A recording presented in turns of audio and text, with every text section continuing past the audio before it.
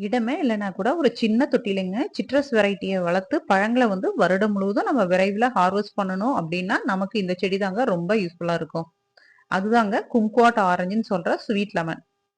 இந்த செடி வச்சு 2, 3 மாசங்கள்ல இருந்தே நம்ம பழங்களை வந்து தொடர்ந்து குடுத்துட்டே தாங்க இருக்கும். நாமளும் ஹார்வெஸ்ட் பண்ணிட்டே இருக்கலாம். அதுவும் கொத்து கொத்தா தாங்க காய்கள் வரும். இடம் இருந்தா நிலத்துல கூட வைக்கலாங்க. இன்னும் பெட்டர் ரிசல்ட்டை எதிர்பார்க்கலாம். நம்ம சிட்ரஸ் ஃப்ரூட்ஸ் இருக்கு இல்லைங்களா? லெமன், ஆரஞ்சு, சாத்துக்குடி இதில் உள்ள சத்துக்கள் வந்து அப்படியே இந்த பழத்துலயும் இருக்குங்க. நாம அந்த பழங்கள வந்து சாப்பிட்டுட்டு அந்த தோல வந்து நம்ம உரிச்சு தூக்கி தானங்க எறிவோம். ஆனா இதுல அப்படி இல்லைங்க. அப்படியே செடிகள்ல இருந்து பறிச்ச உடனே அப்படியே நம்ம தோலுடனே சாப்பிடலாங்க. ரொம்பவே நல்லா இருக்கும். ஆனா கொஞ்சம் லைட்டா புளிப்பு இருக்குங்க. அது கூட அவ்வளோ தெரியாது. பழம் நல்லா டேஸ்ட்டா இருக்குங்க. நாங்க இந்த மரம் வச்சு ஒரு 6, 7 வருஷம் இருக்குங்க. ஆனா ஒரு முறை கூட பழம் வந்து நல்லா வந்து அப்படியே ஆரஞ்சு கலர்ல அப்படிலாம் வந்தது இல்லைங்க. லைட்டா எல்லோ கலர் வரும். நாங்க பறிச்சு சாப்ட்டுருவோம். ஆனா அதுவே நல்லாதாங்க இருக்கும். ஸ்கின்னோட சாப்பிடும்போது நல்லாவே இருக்கும்.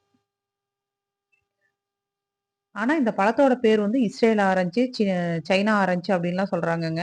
அங்க எல்லாம் வந்து நம்ம வீடியோஸ்லாம் பார்க்கும்போது நல்ல ஒரு பிரைட் ஆரஞ்சு கலர்ல இந்த பழம் இருக்கு.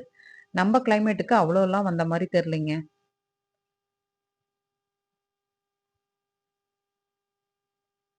இத நம்ம ஜூஸ் போட்டு குடிக்கணும், பழத்த உரிச்சு சாப்பிடணும்லாம் இல்லைங்க. நம்ம டைரக்ட்டாவே சாப்பிட்டுக்கலாம்.